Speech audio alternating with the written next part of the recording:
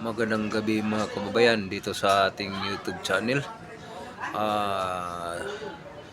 Maraming salamat sa inyong pagkasubaybay sa ating YouTube. Makatanggap tayo ng notification, no? Maka-upload tayo ng magandang mga i-upload natin para sa ating taga-subaybay, no? So, ulitin ko magandang gabi sa lahat, mga ating mga followers, viewers, no? So, ang pag-usapan natin dito guys, bigyan nating pansin o bigyan nating pagtagad o mag-reaction tayo, no? Tungkol sa kay Inday Sara, no? Kalaban ni Inday Sara sa bilang 2028, no? So, mga kababayan, di natin sayangan ang panahon na binigay sa atin para sa pagbuto o sa pagtakbo ni Inday Sara sa 2028 bilang presidente sa Republika ng ating Pilipinas sa bansa, no? So, mga kababayan, uulit-ulitin ko dito, di ako magsawa sa ating mga sinasabi, no? Hindi talaga ako magsawa dahil alang-alang sa ating mga kabataang sumusunod o sa ating mga apo, no? At least nanghingi si Sara ng pasaylo sa ating mamamayang Pilipino nga siya ay nagkamali, no? Nga siya ay naging katandim ni Marcos BBM, no? So, mga kababayan, kapag matalo si Sara Duterte, wala na ang ating bansa, wasak-wasak na to, no? Magkawatak-watak na ang mga mamayang Pilipino, no? Kapag hindi kayo mag-ayos sa ating pamahalaan nga pinangako ni Inday Sara nga siya ay tatakbo na bilang presidente sa 2028. So, ngayon mga kababayan, ang katandim niya si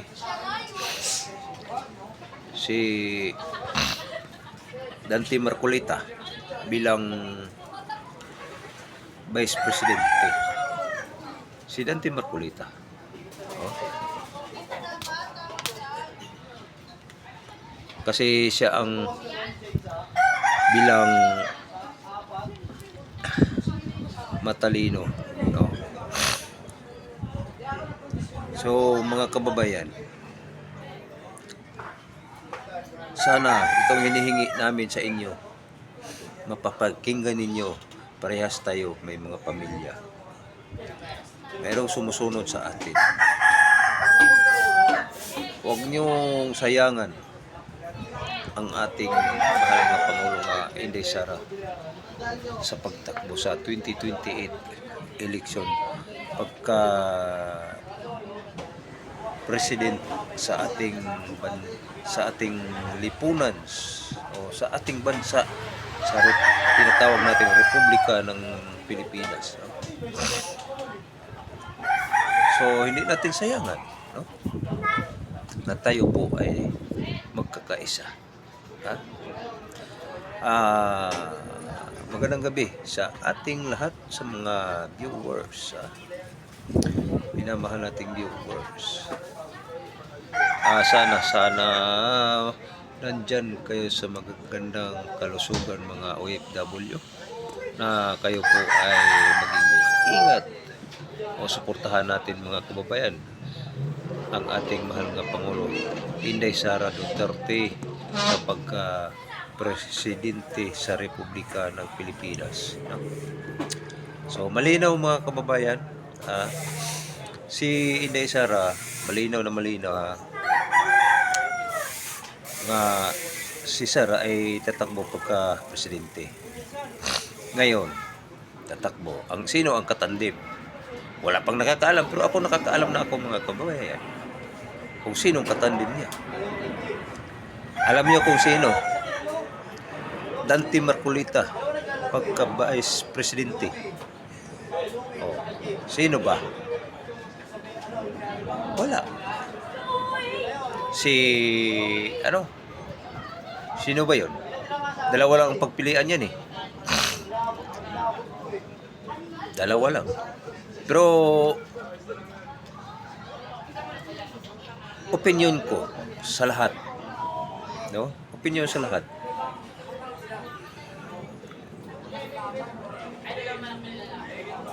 Si Dante Marcolita, no? Dante Marcolita. Dante Marcolita sa pagka-vice president sa Republika ng Pilipinas. Ito ang opinion ko. Tayo, kanya-kanya tayong opinion. Pero sa pananaw ko lang, sa opinion ko, Dante Marcolita pagka 2028 sa Republika ng Pilipinas, siya ay ipanalo natin pagka Vice Presidente. Dante Marcolita. Ang hindi pa nakapag-shout out na dito, mag-comment kayo dito para malalaman natin kung sino ito nga pabor sa ating Presidente Sara Duterte, o kahit magsabi kayong yes. Pag sabi mo si Dante Marcolita, yes. Di ba? Ganun lang. Comment kayo. Kahit magsabi kayo, yes. Nating kasi ito pagkakataon na natin. Naramdaman natin tayo nga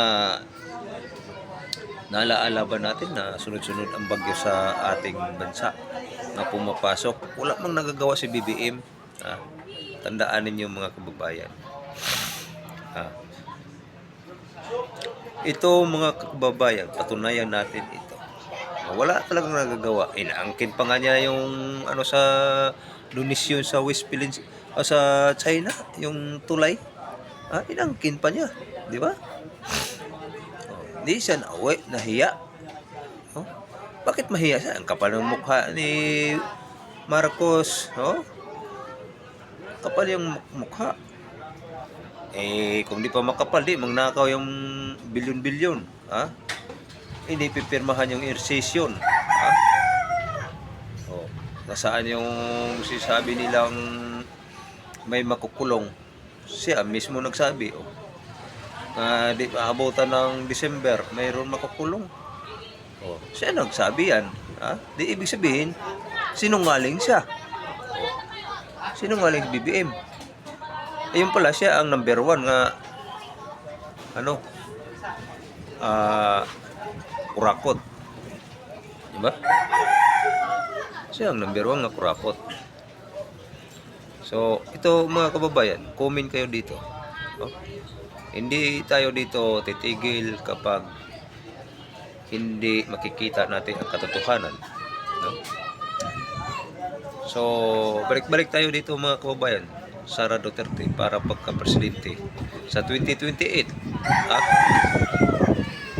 Dante Marcolita o Rodante sa pagka-vice president sa 2028. Di ba? Comment kayo dito mga kababayan kung sinong napusuan ninyo, kung sinong napusuan. Pero sasabihin ko dito mga kababayan, sasabihin ko dito kung sinong napusuan sa inyo. Comment kayo. Pero sa akin dito mga kababayan, may sasabihin ako dito. Alam niyo mga kababayan,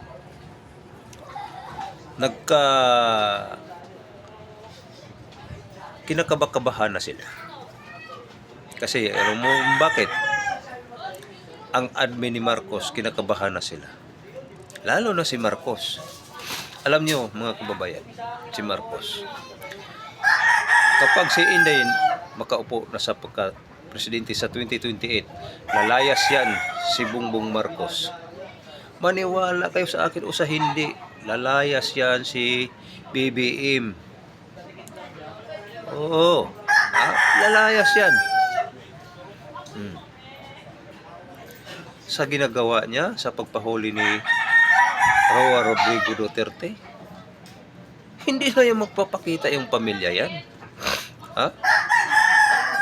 Alam mo kung bakit? May pera na silang kinawat. Ninakaw nila.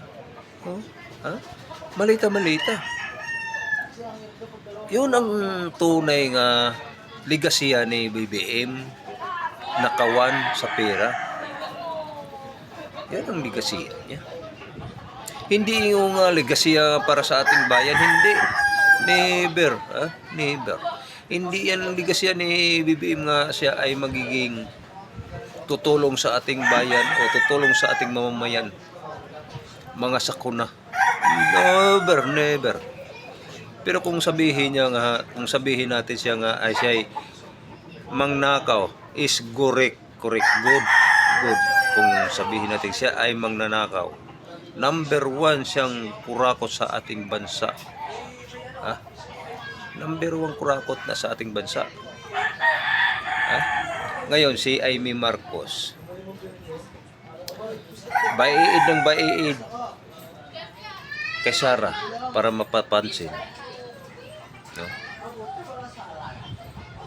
Ayaw ko sa inyo mga kababayan kung kayo ay buboto kang Amy kasi sigurado nga kagaya kay sa kapatid niya si Bongbong. Liligaw-ligawan yan. Ha? Ligaw-ligawan yan si Sara. Parang pusa nga gutom yan. Yan ang mga ugali ng mga Marcos. Ha? Napakukunwari lang yan. Surmarino nga yun. Ha? Mga kababayan, surmarino yan. Kailan pa ka tayo matuto yan? Mga kababayan. Ang importante mga kababayan, matuto tayo na tumingin sa ating naiwan. Marunong tayong tumingin sa ating bayan. Ha? Kung napaano. Marunong tayong tumingin. May konstitusyon ba tayo? Ha? Marunong tayong tumingin kung may balaod ba tayo. O sinurrender ang ating konstitusyon. Yan ang ating basihan.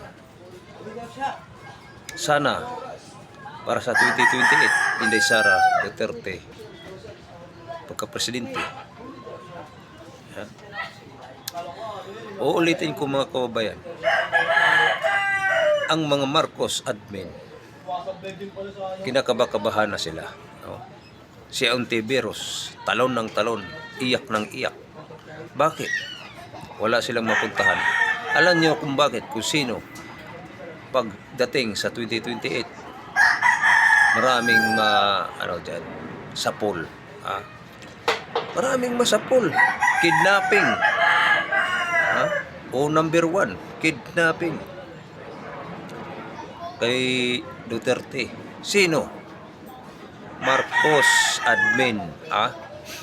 Labot pa yung nagdakip kay Duterte. Ha? Si Torre, Torre, General Torre. Sabihin ko sa iyo, umanda ka na. Ha? Kahit pa sinong ninong mo diyan, sabihin ko sa iyo, kahit sinong ninong mo, kahit sinong lalapitan mong diyan, may papanagutan ka. Umanda ka. Maghanda ka. Ha? Maghanda ka dyan. Kasi may panagutan ka. Hindi kailang si Torre. Ha? 2 Boying Rimulya. At saka yung ibang mga yung general. Ha? humanda kayo.